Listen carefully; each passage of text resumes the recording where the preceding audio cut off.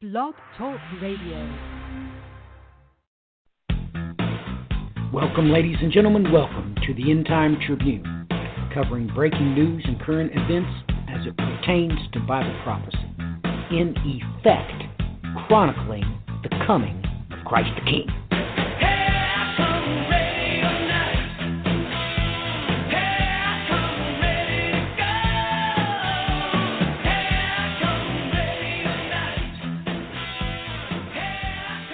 Welcome, ladies and gentlemen. Welcome to the program. We are your host, Brian Ingram, Ben Lawrence, and Matthew Miller. It's going to be with you tonight. We're going to be covering, a series of waves that may be apocalyptic indeed in their origin. In private conversations, we've been going back and forth about, we do have serious problems with these protest uprisings. Now, the strange thing about it is that Ben and I was able to correlate with some dates. I said, if we got this one particular flavor of protest, if you can link it, even though it's in a different country, if you can link that back to the same time frame, and before the thoughts were out of my mouth, he sent me the link. Yeah, as a matter of fact, it was the exact same time that these two flavors of protest started in different countries. So with that in mind, Ben, give us your opening thoughts about the matter, please. Well, my opening thoughts is that everything in the Bible is isochronal. It's fractal in nature, meaning that what has been is what will be. Sometimes we see the event, and it's just a question of amplitude. And other times we see the exact opposite. And in the case of the events that we're talking about right now, we've talked about them in terms of protest and the next leg down involving politics. But politics is a broad term, and we can speak about specific groups or specific interest inside of the discontent to possibly get a better signal-to-noise ratio, because, as Brian mentioned, when we've talked privately, that there's so much going on around the world with protests that if we can tweak that signal a little bit, we might get a better sense for what's really going on and what it really means. So that's my initial thought and my initial comment. And Brian, what would you say to that? Do you agree with that assumption there, or that conclusion rather? And do you see hints of the same thing going on around the world? I mean, we've got several of these protests, I guess, that you can say. Do you think these are linked in any way, shape, or form, and could they be harbingers to seeing lesser waves or acoustical waves involved, the reverberation as one goes off one dead stop into another? What's your thoughts? Well, there's certainly a pattern going on here. There's no escaping it, and I think we're going to see more and more of this continue to rise up in the midst of more of these protests. And why I say more is I had just taken a glance real quick in one of the groups that I'm in on Twitter, and they posted in there that protests are breaking out in China as we speak. So this thing is still building. These protests are still building and flaring up, and who knows where it's going to end at this point. Let me be direct and to the point. Gentlemen, I've never known to be one to beat around the bush. Could we possibly be looking at evidence of these riders have been sent out to patrol the earth? Ben, yes or no? I think that's fair. Brian, what say you? That's what I suspect is going on. It's like we brought up on the program the other night over on the Iron Show. We might be looking at Zechariah, or we could be looking at the riders going into full force here. I don't know. I mean, one thing I've taken note of is the fact that these protests seem to have started after the head of the year. And what do I mean by the head of the year? Rosh Hashanah, the Jewish New Year. So what's happening here, time will tell, but it's definitely a strange circumstance. Well, we have often talked on this program the simple fact that time is isochronal, and it is cyclical. Whether you like it or not, The Maya agreed with the Lord their God in all over the book of Ecclesiastes, just for starters. So I'm not even willing to debate that point. That is the way it is. So the question is, these writers are obviously sent out cyclically.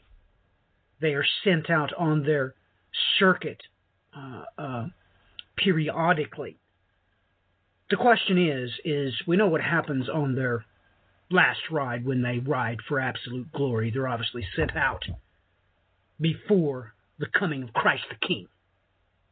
So right there would make you realize something, that, well, the last time they ride will be somewhere plus of 1,260 days, because the great day of he who sitteth upon the throne, you physically can't, and I mean physically by the laws of physics, you can't know how long that duration is. So it's somewhere plus 1,260 days that those riders is the last time they're sent out. And they wreak havoc upon, well, everything, actually. They make sure that there's no such thing as a new world order. That's for the one and nobody else. That's for the Lord's axe. That's the way it's going to be. So many people don't realize the prophetic ramifications of, well, Amos, all of them. I mean, all of them. Isaiah, Jeremiah, they just don't realize the dire straits that we very well could be in. Ben, you brought up a certain flavor of protest the other night. Why don't you go into that for a second and tell us why your eyes were brought to that? Sure, and I'll give a little background in a minute. You titled this show, did you call it The Fourth Wave? Is that what you called it? I have not named it yet, but I think that'll be made known before this program gets out what I'm going to name it, because we're pre-recording it because Johnny was indisposed. He couldn't go live with us, so this is pre-recorded. Okay, that was used for one of the articles that you sent out of The Guardian, right? The fourth wave of feminism? Yes, the fourth wave, because this is historical knowledge that they have called this since the beginning the waves of feminism. And it was The Guardian itself that titled this fourth wave, and I don't think Christians will like what they prophetically called it, but yes, that is what The Guardian initially called it, the fourth wave. Now, I'm going backwards, but that's fine. We've talked before about the isochronal nature of American history, starting in 1565, going all the way to 1965 with the Voting Rights Act. 7 years later, you have the whole incident with Roe v. Wade. And, of course, a Christian should be looking for 430 years after that. And that takes you to 1995, where you have the Oslo Accords, you have the Million Man March, you have Oklahoma bombing. But I just found this right when we were coming on the air. That actually, 95 was the date of the Fourth World Conference on Women, was held in Beijing in 1995, which I find that extremely interesting because the women's movement, and it was also a big deal in the 60s, and that, of course, started around 1963 in a big way with Betty Friedan and her book, and of course, the pill and all those other things really. It reached a crescendo, and so you have the Jesus movement in there, you've got the civil rights movement in there, you have all of these events, and like I started off saying, you should be able to see in these events some specific isochronology, and when we look a little closer, you can get into specific, drill down a little bit deeper to understand more clearly the connections that we need to be seeing out of the signal-to-noise ratio. Brian, what's your thoughts on that? I'm just debating over these waves like you brought up. The timing of them, they bring up that it started around the 1850s to 1870s. And I mean, this is even within a 120-year generational cycle that we were looking at before, going past 1899 and so on. That's exactly what I was thinking, Brian, that it was fitting into that 120-year cycle of time, that this could very well be a wave. And this is obviously broader out into, World War I. And everybody accepts the fact, at least historians do, that World War II was really just part two. That's all it was part two. The Germans just simply could not sustain what had been done to them for their reparations for World War I. I mean, it was either fight or starve. So, with that in mind, like I mentioned earlier, it's like when you have a wave tank, and that wave hits the barrier and is reflected back, goes to the other side, then comes back and hits it again. So, is this wave building successfully or successively in not only duration but in power? So, this new Guardian article that I looked at was, well, it wasn't too happy to look at, because it just came right out and said something that, well, biblically speaking, I don't care to associate with any type of movement at all. But Ben himself brought this up, that, this is associated with the Jesus movement, for one, but movements just like that. A religious movement somewhere in the midst of them catching momentum with these movements, which you can take that however you'd like to take it, but it's not too pleasing to consider. But this is the Guardian's headline: "The fourth wave of feminism, meet the rebel woman." Now, ladies and gentlemen, meet the rebel woman. That don't set too well with me, and I do mean at all. It doesn't set well with me at all. So, Brian and I, most specifically, not on air, not on audio, but on videos on the Bands of Time YouTube channel, we went into this several times where, well, you can prove beyond any shadow of a doubt that these things do act like a wave machine, no doubt about it. So, with that in mind, it's pretty disturbing to think about that this could be a wave building, and we might be looking at this final wave, but really the Arab Spring created a wave of monumentous proportions, and that is the wave, this Arab Spring, that would have produced this fourth wave of feminism, and this ain't good. It's just not good. It's not good. So Brian and I have already laid the foundation for this a long time ago with bringing that into the mix, that this Arab Spring was on this 120-year cycle of time. And if it's this wave that has produced this fourth wave of feminism, you better look out. That's my sentiments on the matter. Ben, back to you. And just to be clear here, and I sent both of you a private message with some of the timeline that I'm talking about, but just to be clear here, there is a legitimate reason for many women in the places where these protests are occurring for them to be upset. We have female genital mutilation occurring in places, which is a horrible, horrible custom. No one should have to endure that. You have women not allowed to drive or go places without a male escort to take them there. You have women unable to work. In other situations, you have rapes.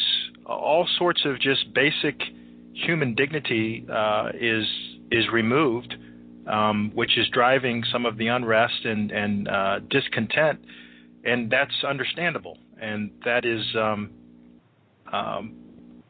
I don't have a problem with the woman having a problem with that. I support her in her struggle for emancipation in that regard. But I go back to Genesis 3:16, the proclamation that was given to the woman after the Lord their God had confronted them and the serpent about what had been going on. He said specifically to the woman that I will multiply your pain in childbearing, and in pain you shall bring forth children, and your desire shall be contrary to your husband, and he shall rule over you. And I find it interesting that that word rule is mashal, which is literally the condition that many of these people are finding themselves in some cases much worse than that. But it's basically a martial law type of situation. You cannot travel. You cannot do anything. And that's literally the environment that they're in. And that confrontation is coming headlong into this proclamation, which only can mean one thing. We are literally talking about the timeline. Because, of course, what did God say to the serpent? He talked about bruising his head, and he would bruise his heel. And that's only talking about one specific event that most people tend to go to the book of Revelation to talk about. But all of these events are intertwined with the time everyone loves to talk about in the Bible. Amen? Amen. No debating that. And let me say that too. I don't have I'm not trying to say that these women don't deserve to be treated humanely. That's not what I'm saying at all. And whatever intricacies they're going through, of course I stand for that. Of course I stand for, freedom and well, the right to live.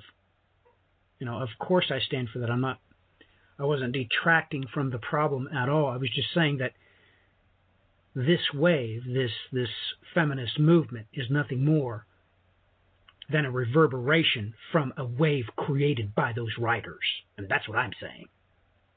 Now, so we should look for this not only to be affecting gender, but ethnicity too. So, and we have that, don't we? Of course, we have in the 60s with this wave that was accompanied by, of course, the 6-Day War, no doubt about it. But we have this 60s movement right there, right on top of it with the Jesus movement. So these waves that the writers create, they reverberate through everything, not just gender, but also ethnic groups. Well, which would stand to reason. But when we go to Genesis chapter 3, verse 16, and look at those three waves, those three judgments, because they are three. This is exactly the same type of thing. You can take this to every tribe, nation, language, and tongue. Everybody sits back shocked. What did Matthew just say? Oh, yeah.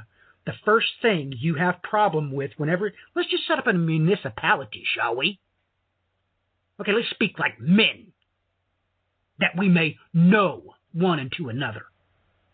I'll tell you, the first thing you're going to have problems with whenever you set up a municipality, it's all right when you've got 100, try 1,000. Then you have to rethink the septic system. Then you have to scratch your head and say, man, we should have put a whole lot more water pipe in. Hey, we're well over 400,000 watts. We need to up the wires coming into the city. Do you understand? Those are pains in breeding, in giving birth. Those are called growing pains, duh. Every form of government has it. Let me get this right. So you think that, let's take Chicago, shall we? You think that the county seat, okay, has the same amount of members 100 years ago than it does now? Are you crazy? No, it's gone through 1,000 different growing pains since then. Does everybody understand? So when you realize that, okay, what's the next thing it says? So I've already brought up the growing pains, right? All right? Everybody see that? The desire will be for the husband. So everybody tries to execute the will, right, onto the entire society. But that's not how it works. What you follow is the law. So that is the husband over you is the law, the governing authorities. Does anybody see what I'm saying here? It's the same thing. Because Eve, in this instance, of course, prophetically is the woman. Now, she can either desire her husband or not. Once she does not, well, the end result, of course, is a harlot. But the point in case is, that's right, what did the Guardian say? Yes, the rebellious woman.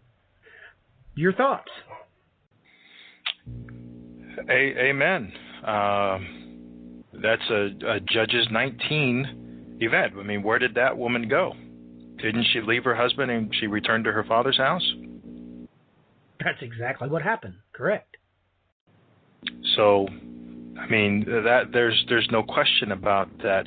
And I'm not nearly as good with the Greek, but when I look at this Genesis 3:16 in the Greek, that meaning, that desire is actually an inversion. It actually says despise, if I'm reading the Greek correctly. It's actually the inverse meaning. Well, unfortunately, you are correct. It gives you the inverse. It gives you the rebellious woman is what it does. Right. And you just have to swallow it. And you just have to accept it, that without this machination, I couldn't have said what I said. The Hebrew alone wasn't going to cut it. I couldn't see the end from the beginning with just one tongue there. God had much more to say. So, in order for him to get his point across, he had to use a couple of different languages there. And that's just the beginning of it.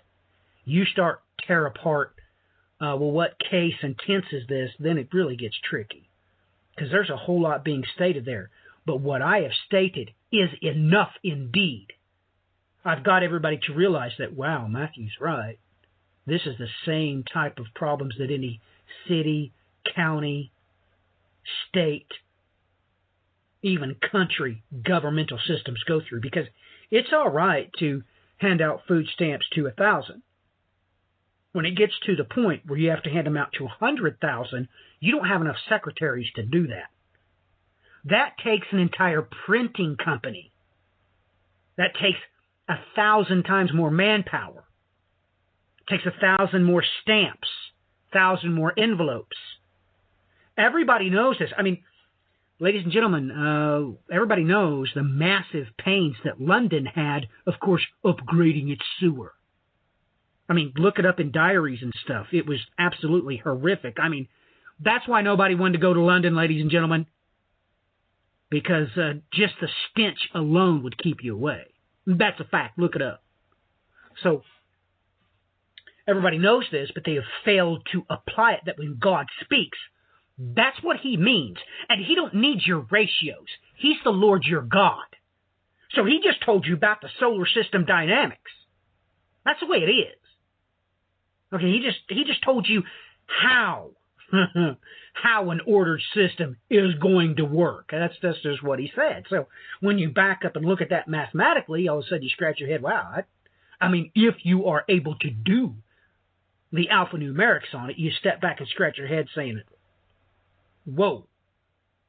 Now I understand this worldly phrase of holy cow. Then you really begin to understand that when the Lord speaks, well, he means what he says. And he's no respecter of persons, because he don't care if you know or not. You can't stop him. So it's well, it makes things very complicated and very concerning indeed. Brian, well, I'm sorry. I'm just going to interject here. I think the interplay between despising and desire, a good example of that would be everything between Jacob and his two wives, right? And of course, we see that crescendo with the immense amount of pain related to the birth of Benjamin, which you absolutely should be looking for, because Benjamin, of course, is a picture of those that we are so eagerly awaiting. Amen?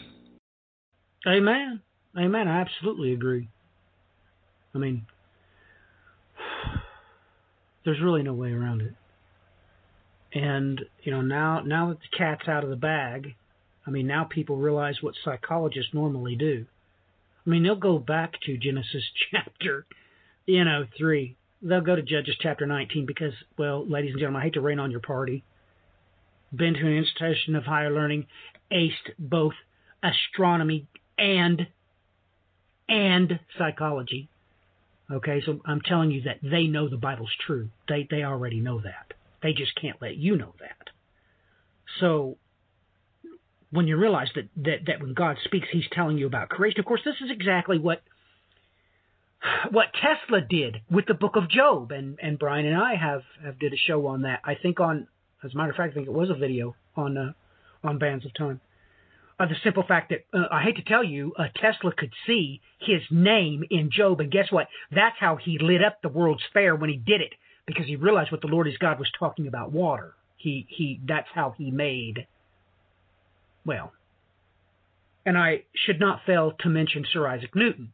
Everything that he did, that's because he read it in the Bible first. He was understanding that there was a massive higher dynamic at play than what everybody thought there was. But let's get Brian's thoughts on these matters. Well, one thing that keeps going through my head, and was even earlier today when I was thinking this over, is your first set of verses that resemble this is Micah 7, verse 6. But Luke 12, verse 53, they will be divided, father against son and son against father, mother against daughter and daughter against mother, mother-in-law against daughter-in-law, and daughter-in-law against mother-in-law. And I've always found it rather odd how it highlights everything going on here with the mother and daughter dynamic, and then the mother-in-law, daughter-in-law dynamic. Well, yeah, because, well, I mean, we all know where the throttling of, even holidays, right? I mean, everybody knows this. If mommy's not happy, nobody's happy. And when mommy's not happy, guess who's the first one to jump on her team? Yeah, that's right. Then all of a sudden you have, Thanksgiving dinner turn into a hornet's nest. I mean, who don't know this? Wake up, everybody. Who don't know this? Who don't know this?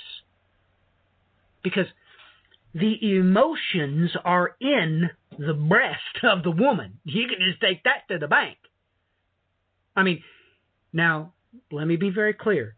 Unless alcohol be involved, you're not talking about a masculine emotional event that wrecks holidays. No, that's a lie. Men don't do that.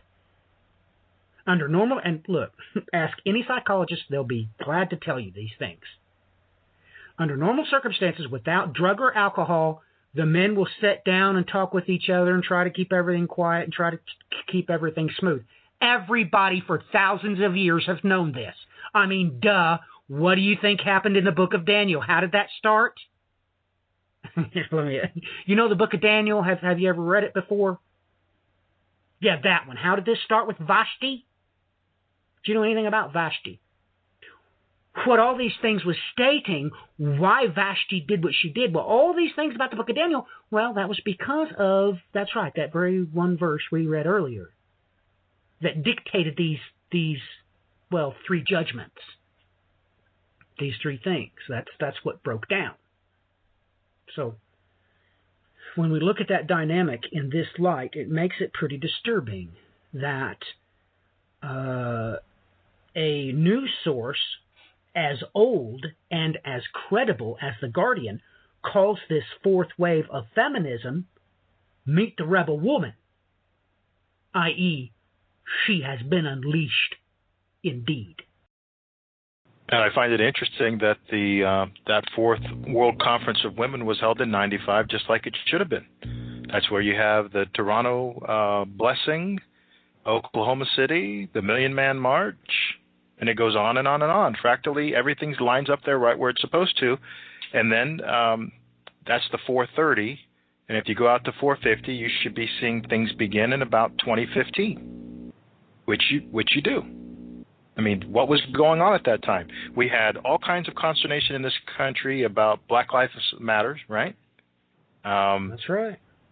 And that was the beginning of this whole Me Too movement, the Women's March. All of those things began to crescendo again, just like they should. A wave goes out, and as Matthew said, it crashes and comes back the other way. It's just a question of amplitude. Brian, your thoughts? Well, I would have to agree. I mean, we're looking at a specific time pattern. That's the way these things always seem to work out, is on a specific measurable distance of time between each other. And Brian, tell me, what are you seeing out there in the news that is troubling you? What do you think is very concerning?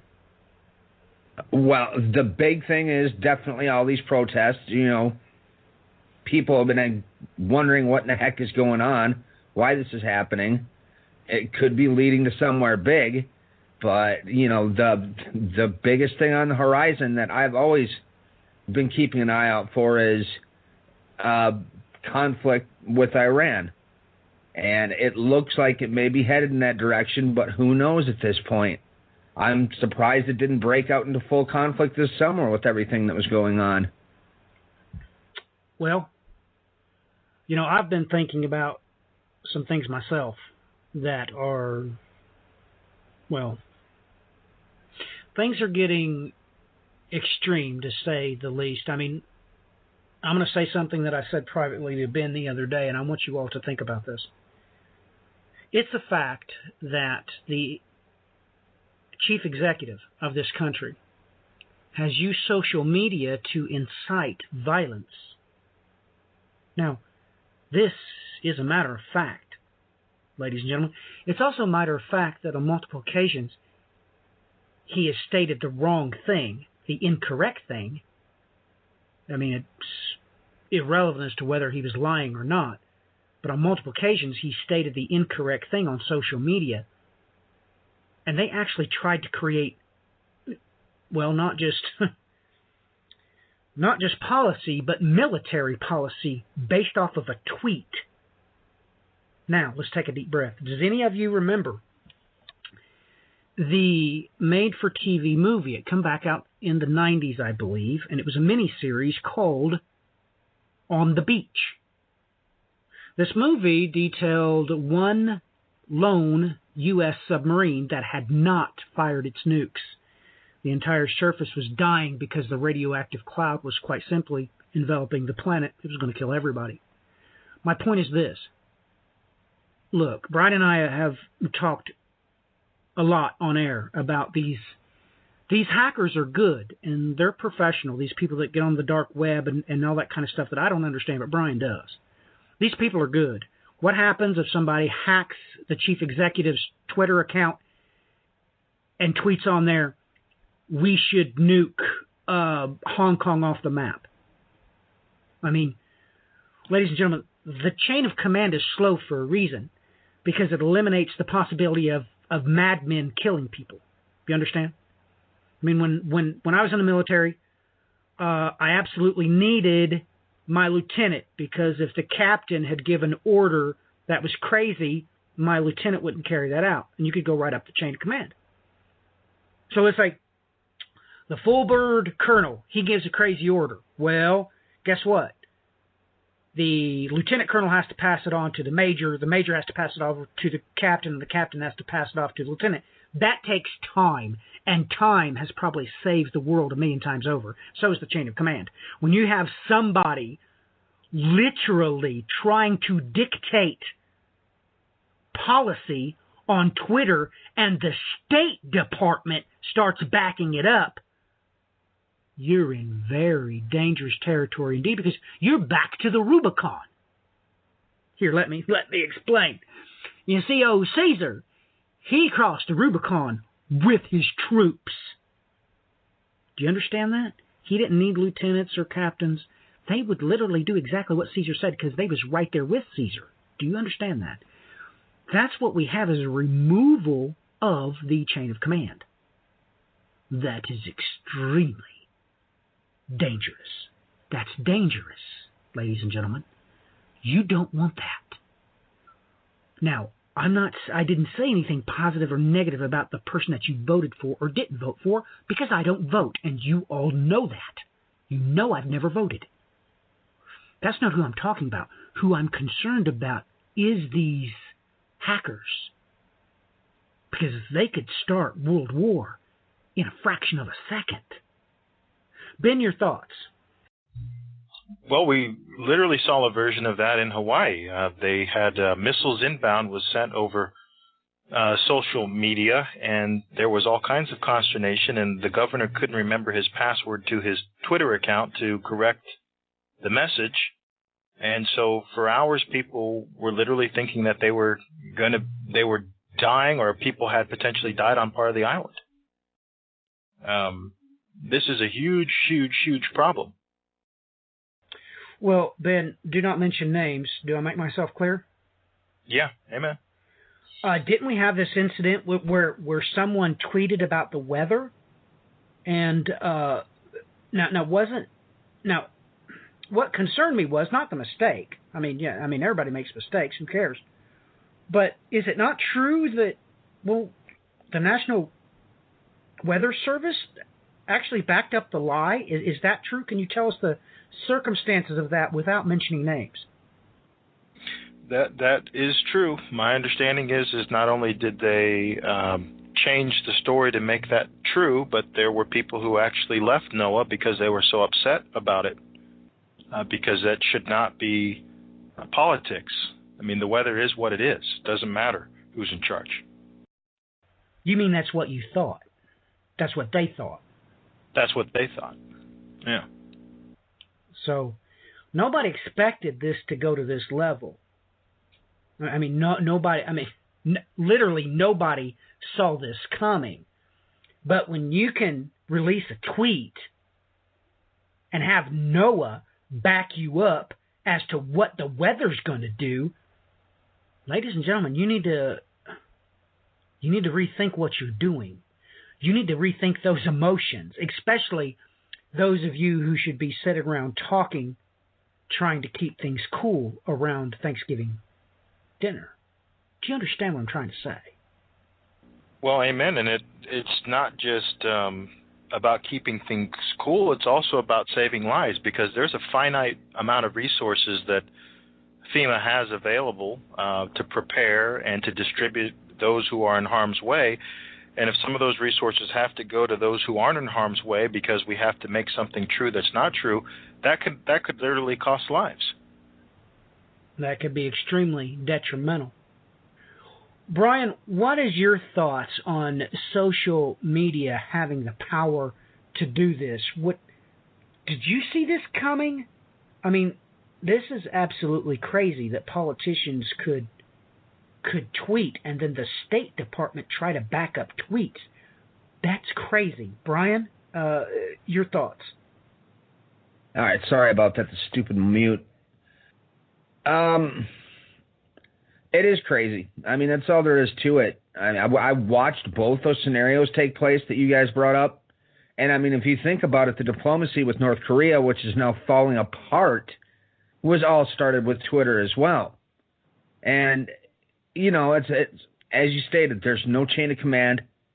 These things can get fired off so fast now, and just because of crazy comments coming out of somebody's mouth on social media. I mean, I'm surprised that it's been allowed to go on this long as is, especially after seeing these couple of events. You know, the weather situation you brought up. I had seen a guy that lived in the state where they said it was going towards start packing up all these things, getting ready to evacuate because he didn't know for sure if the president was serious or not.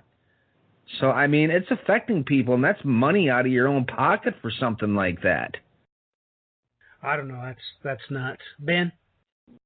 Well, it's not just that. I mean, you have a policy that was announced by tweet about transgendered in the military, that then later became an issue for the Department of Defense to try and roll out because of a tweet that literally meant people who'd been in the military 20, 30 years in some cases their whole job security became an insecurity because of a change in policy that happened over a tweet.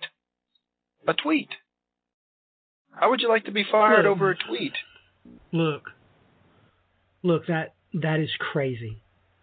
You are literally 20 years ago, people would have laughed at you. You're literally... This can't be true. I mean, have we not got to the point where truth is stranger than fiction? I mean, are you serious?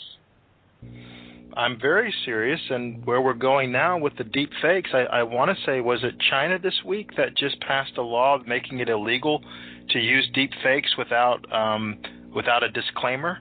But literally, with machine learning and AI, they can make anyone look like anyone else and make their voice sound like anyone else, and they can have you believing that someone did something that they didn't actually do. So you combine that with a hack on Twitter, and you could literally see us invade Mexico to the south. I mean, Mexico just made a pronouncement that we're not allowed to strike the cartels, but what happens if there's a tweet that says we're going after such and such crime family? I mean, what happens? Well, it was me that said that 10 years ago, actually. It was me that actually started that about 10 years ago. As soon as I seen the Lord of the Rings trilogy, I realized that, of course, and then there was the Transformers. You couldn't tell the difference. It looks real. And you're right. You take a deep fake backed up with a tweet that's been hacked. That's not funny.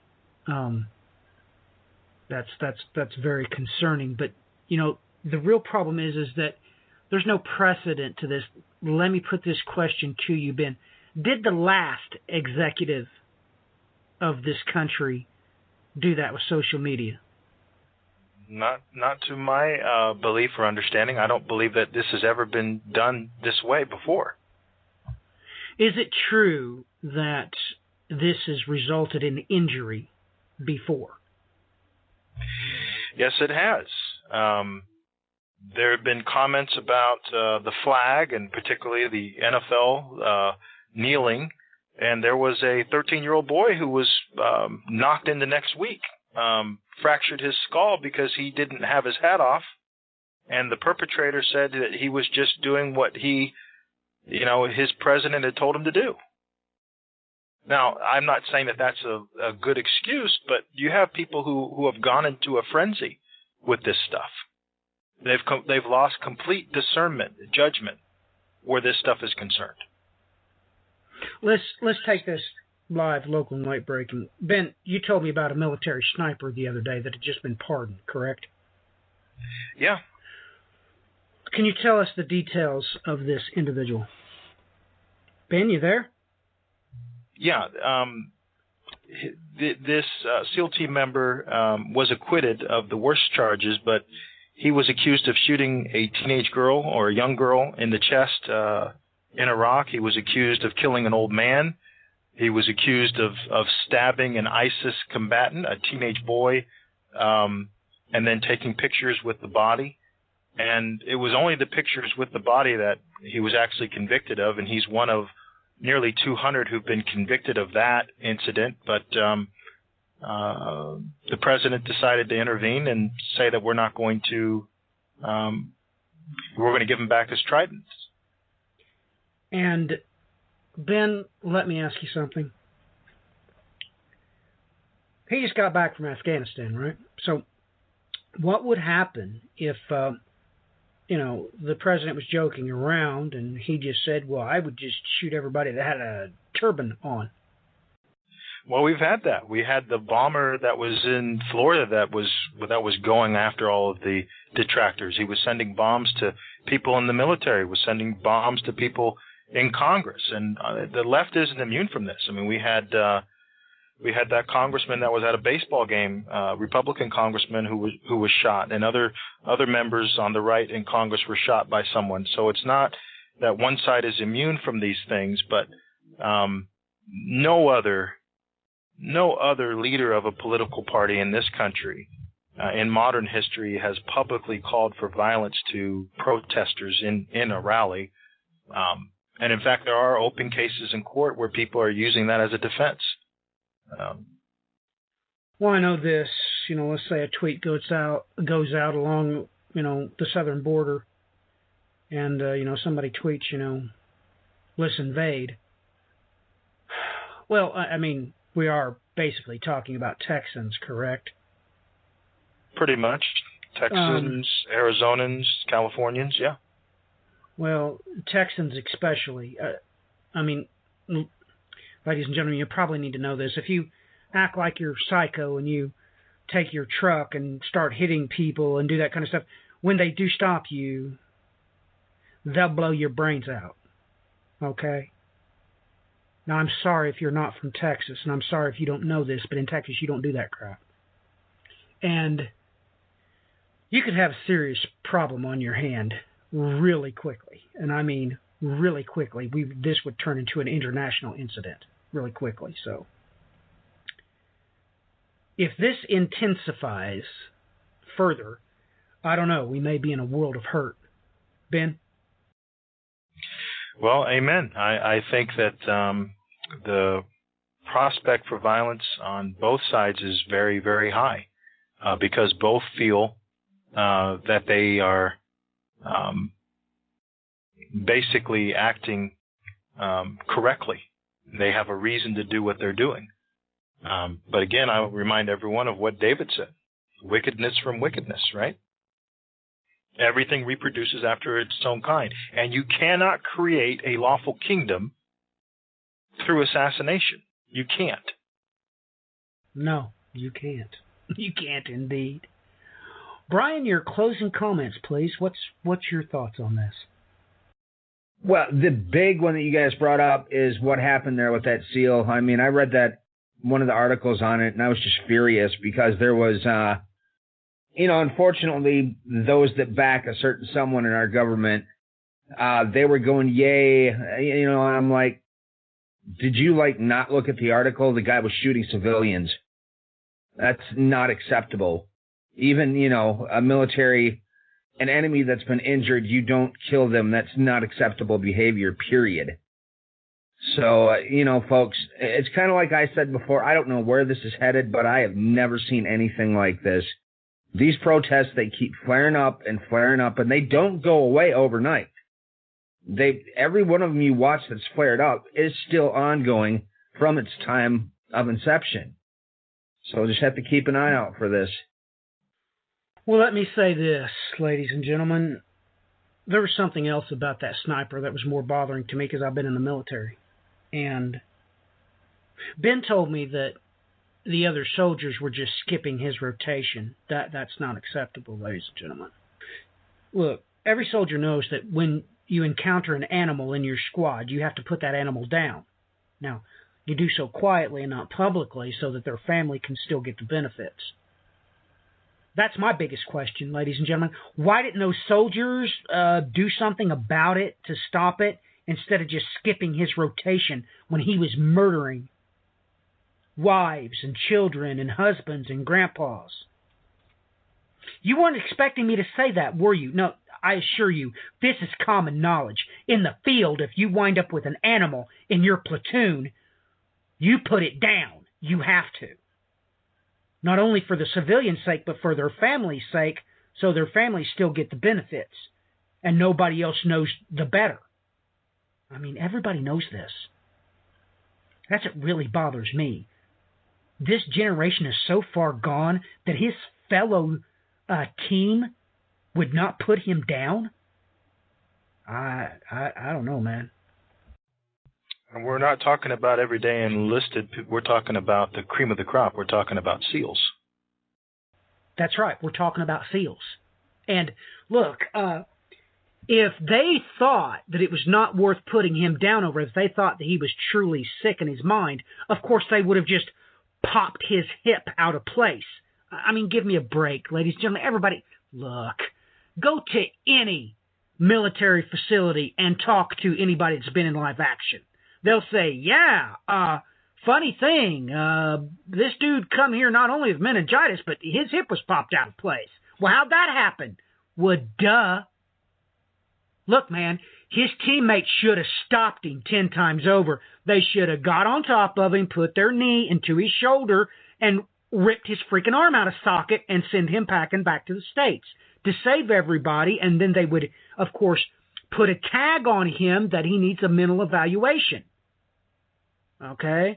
They only would have literally put him in the grave if they would have been in fear for their own squad's life, because once you can't go to sleep, you have to fix the problem. But the problem's usually fixed way before then. They just get sent back to the rear. I mean, you just break them. That's all you have to do. You save them in doing so. But look, I'm not the only soldier. And I know many soldiers listening to my voice know exactly what I'm saying is true. What's happened with this generation? When they don't have the fortitude to put somebody at least out of commission and stop them from killing children, for God's sakes. Well, I will say this. If they were not men, I don't give a flying rip if they were SEALs. I said men. If they were not men, well, maybe it's time for the Lord our God to put a stop to it. Ben, your closing comments, please. Well, I want to apologize because I did not mention in talking about this women's movement the rampant anti-Semitism in some of the key leadership roles. That absolutely is concerning. And when you start to think about the spirits that are associated with these movements, that really raises some serious questions. Again, I'm making a big distinction between women wanting to be paid properly, wanting to not be molested, wanting to be able to drive cars and do all the things that anyone else can do. But some of this stuff is something else. When you want abortion on demand, when you're anti-Semitic, those things are something else. And there is a string of that in this movement, and that absolutely deserves a look. Well, yes, we do have time. You do need to address this. Talk to me in the most clear and concise way you can. Anti-Semitism. Really? You're serious, or are you making that up? Give me names and instances, please. You can go on here. Yes, it's at the top of the hour, but well, the Lord, He is God, and He don't know no different from 60 minutes to 60 seconds, amen? I mean, to Him, it might as well be 1,000 years. So we do need to speak about this. You mentioned something that triggered another topic, the spirit of this thing. So go right ahead. You have the floor. Well, I just find it interesting that some of the key women in leadership positions in the Women's March are anti-Semitic. Linda Sauer, and I'm not sure if I'm pronouncing her name correctly, very anti-Semitic. And the association of Louis Farrakhan with that movement. How do you have a women's movement that has ties to somebody like that?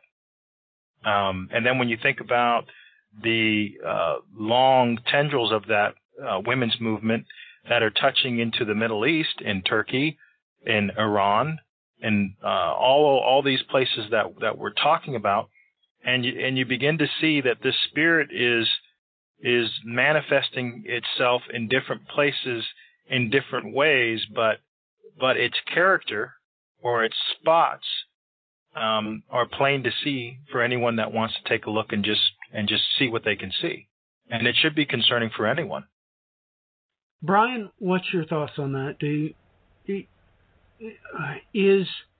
Well, we all realize that many people have talked about this spirit of anti-Semitism. Do you think this is tied in with this fourth wave of feminism or not? Well, I mean, we've seen anti-Semitism going back how far, so, it's obviously rearing its head again, and I've noticed that since the latest Commander-in-Chief got in, we've seen the rise of anti-Semitism going on in the United States, at least outward. they used to hide behind little, chat groups and stuff like that. Now it's becoming more outward, but nonetheless, it could be a possibility it is linked in with this fourth wave. Well, this Women's March was particularly vocal the day of the inaugural. When this particular president took office, that same day, you saw massive protest around the country with women. And again, several of the key leadership positions were filled with women that are very, very anti-Semitic, which is, that's right in line with the accusation against this particular president and many of these other hard right movements that you see in Europe and in the Middle East. So that spirit is playing a role in all of this. Well, ladies and gentlemen, think about such things and consider them. Brian, all of us. What we've mentioned, look it up. Go back to when this President POTUS took office and see, was there any female protest that day? And did any anti-Semites get into his cabinet or put into positions of high power? Look it up. Look it up. Look it up. Are these things true? You might want to look it up, considering what's going on right now. Consider this, ladies and gentlemen. On the 14th of this very month, it was released that, scientific papers have been released that certain arid parts of this planet, it was proven that they had shifted like 30 degrees. The axis had been proven to have moved. Okay? Then just, yesterday they come out and said that, guess what? The magnetic North Pole's moved so far again, we've had to change it again. I just talked about this very year. They've already had to move it again. It's going right toward where this ministry has showed you on video where it's going. That is Noah's North Pole. So maybe you ought to stop and go search out this. Start right there at The Guardian. The fourth wave of feminism, meet the rebel woman. You'll get a kick out of she's wearing scarlet. It looks like she's in the second trimester. Interesting indeed. Brian, where can people find your stuff, please? Currently, at the time, I'm just basically on Twitter, so the Bands of Time on Twitter. Probably get my website up and running here sometime soon. I got to kick out a few funds to get it up for the year. And, the Bands of Time on YouTube, I suppose, as well. All right. Ben, would you like to give how people can get a hold of your stuff? I'm a little bit active on Twitter, so Temeskin77. You can follow me there. All right, ladies and gentlemen. I know it's coming up to the holidays, and I warned everybody about the last holiday season, didn't I? Look, you need to consider these things. We here have done what we could do, and it's obviously not enough. Until next time, ladies and gentlemen, God bless. Godspeed.